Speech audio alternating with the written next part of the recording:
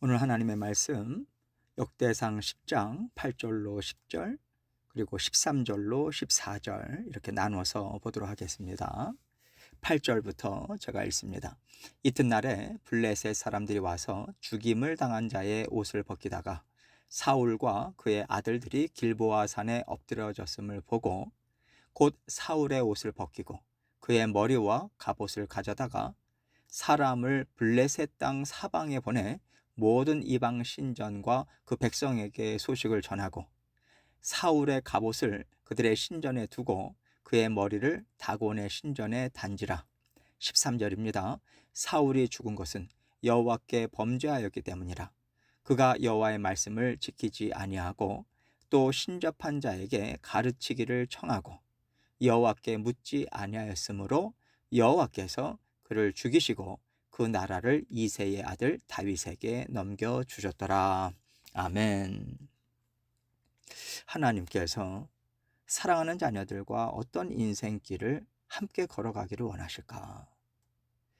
이것을 먼저 생각하면서 우리가 이 땅에서 살아가는 것이 참 중요하다고 생각합니다.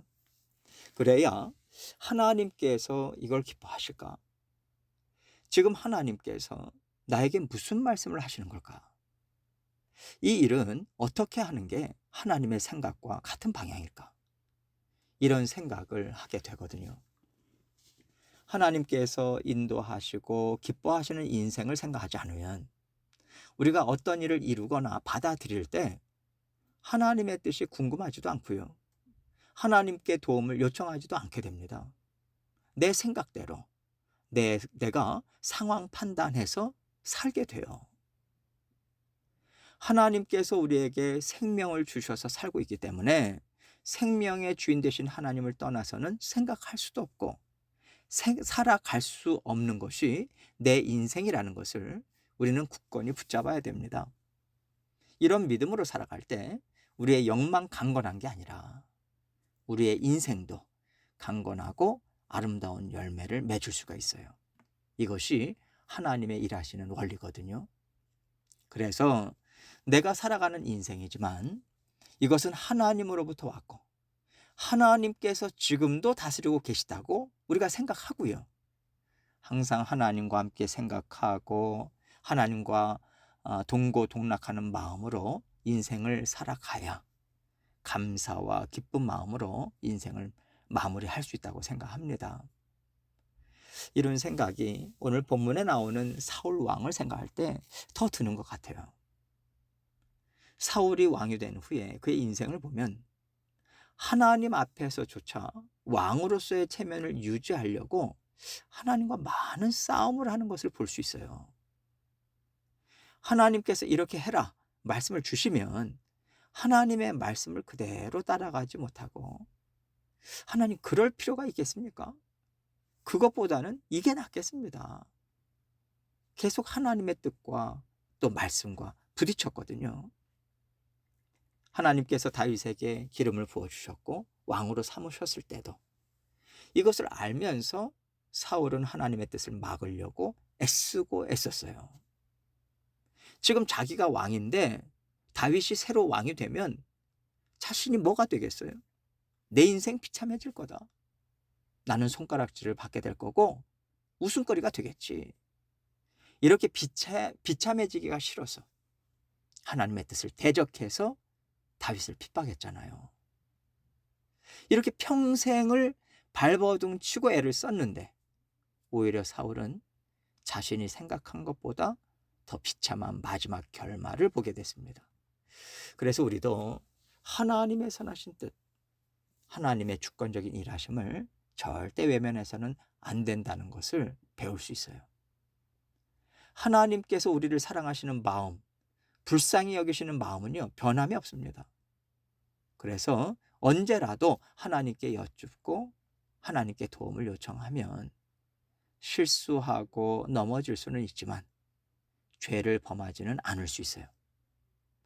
하나님은 사랑이 많으시고 전지전능하신 분이기 때문에 가능합니다.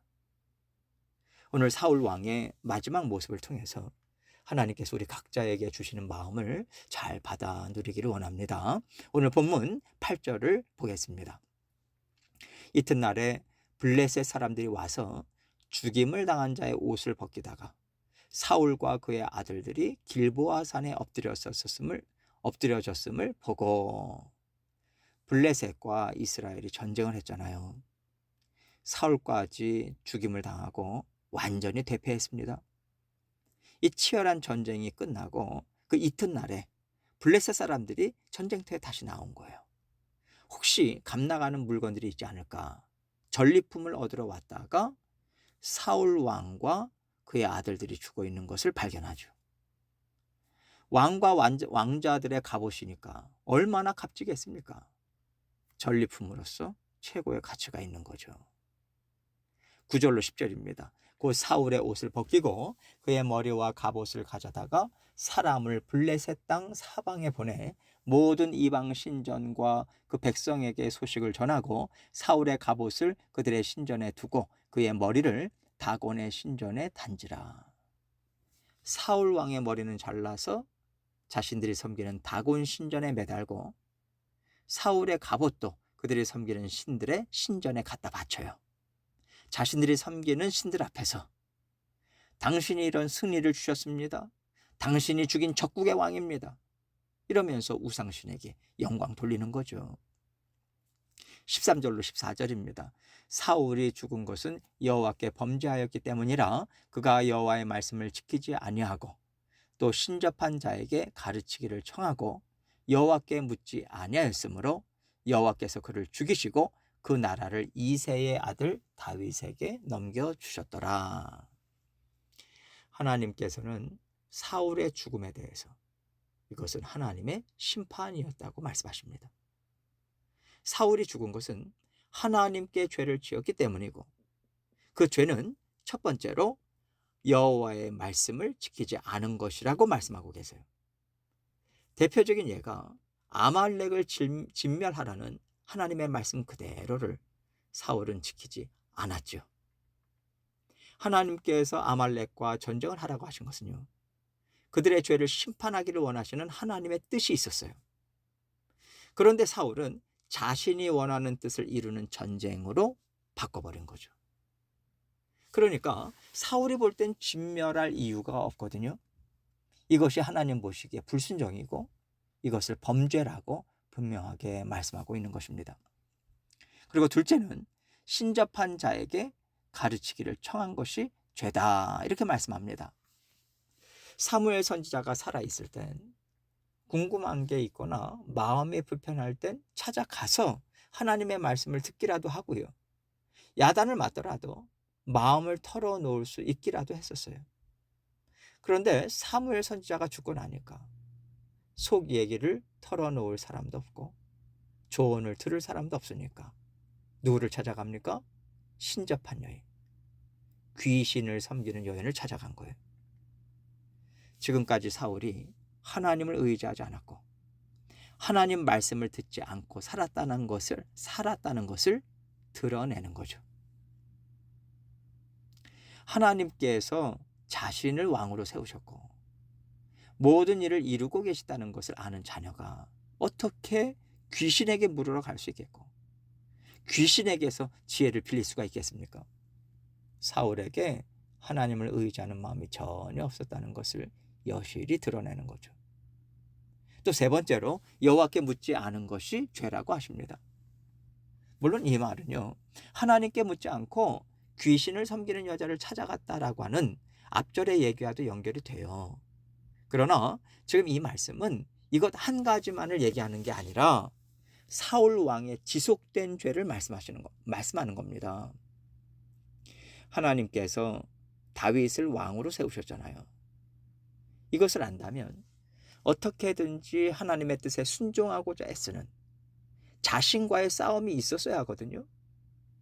그런데 하나님의 말씀으로 자신을 다스리고자 하는 싸움, 자신의 뜻을 꺾고 자기를 부인하는 시간을 사울은 결코 갖지 않습니다. 나는 절대로 왕의 자리를 놓칠 수 없어. 왕은 나 한 사람이어야만 돼. 이 생각만을 줄기차게 붙잡고 갔거든요. 이것이 결국 사울로 하여금 계속해서 하나님과 대적하는 일만 하게 한 거죠. 이런 면에서 여호와께 묻지 않았다는 것은요, 말하자면 하나님 너무 힘듭니다. 꼭 그렇게 해야 되겠습니까? 이런 마음이 들 때 하나님 도와주십시오. 하나님의 뜻대로 순종하기를 원하는데 너무 어렵습니다. 지금 이때에 제가 어떻게 해야 됩니까? 하나님께 순종하고자 애쓰는 마음으로 도움을 요청하지 않았다는 거예요. 하나님은 우리의 연약함을 잘 아시는 하나님이세요. 그럼에도 불구하고 만약에 하나님께서 우리가 감당할 수 없는 일을 허락하셨다면요, 어떻게 해서든지 우리를 하나님의 사람으로 빚어서 이 땅에서 하나님과 화평하고, 그래서 하나님이 주시는 평안, 담대함, 기쁨, 만족을 누리면서 살아가게 하시겠다는 하나님의 선하신 뜻이 있는 것입니다. 그렇기 때문에 내가 감당하지 못할 일을 허락하셨다, 내가 순종하기에 너무 어려운 일을, 거의 불가능한 일을 허락하셨다는 생각이 들 때 우리는 하나님께 물어야 되는 거예요. 하나님께서 저의 연약함을 아시잖아요. 제가 어떤 마음을 가져야 됩니까? 어떻게 생각해야 됩니까? 지금 이때 제가 어떻게 행해야 되겠습니까? 하나님 도와주십시오. 계속 하나님께 묻는 거예요. 이것이 하나님께 순종하고자 내 자아를 꺾고 내 자신의 생각을 다스리면서 하나님께 돌이키는 거거든요. 이 과정을 통해서 우리가 하나님의 사람으로 변화되는 겁니다. 사울은요, 내가 다윗에게 왕위를 물려주면 나는 망할 거라고 생각했겠죠. 나는 부끄럽게 될 것이고 사람들은 나를 비웃을 것이다 생각했을 거예요. 그러나 하나님은 돌이키는 자를 불쌍히 여기시는 분이십니다. 하나님께로 몸을 피하는 사람은 하나님께서 받아주시고 언제나 지키고 보호해 주세요. 사울의 허물이 주홍빛같이 붉을지라도 하나님의 말씀으로 돌이키고자 하나님께 도망갔다면 하나님은 반드시 그에게 수치가 아닌 긍휼을 베풀어 주셨을 겁니다. 그랬다면 사울 인생의 끝이 이렇지는 않았을 거란 생각이 들어요. 물론 우리가 하나님의 크신 뜻을 다 이해할 수 없지만 하나님께서 사울을 사랑하시는 마음은 변함이 없으시잖아요. 그렇다면 사울도 얼마든지 하나님께서 주시는 은혜와 복을 받아 누릴 수 있었다는 것은 확실합니다. 우리는요, 어떤 순간이든 하나님은 나를 망하고 부끄럽게 하시는 분이 아니다, 이거 하나만 붙잡는다면 난 이렇게는 못 살아, 그럴 정도로 힘들고 어려울 때라도 우리의 생각을 꺾어서 하나님께 돌아갈 수 있습니다. 하나님은 사랑과 긍휼이 한이 없으신 분이시다, 이 진리 붙잡는다면 하나님의 말씀을 버리고 하나님에 대한 사랑을 변심하는 일이 우리에게 없을 것 같아요. 사울 왕의 인생을 통해서 하나님께 돌아가는 것이 가장 안전하고 가장 성공하는 방법이다, 실패하지 않는 방법이다, 이거 붙잡고 하나님께로 돌아가시는 저와 여러분이 되시기를 주님의 이름으로 축원합니다.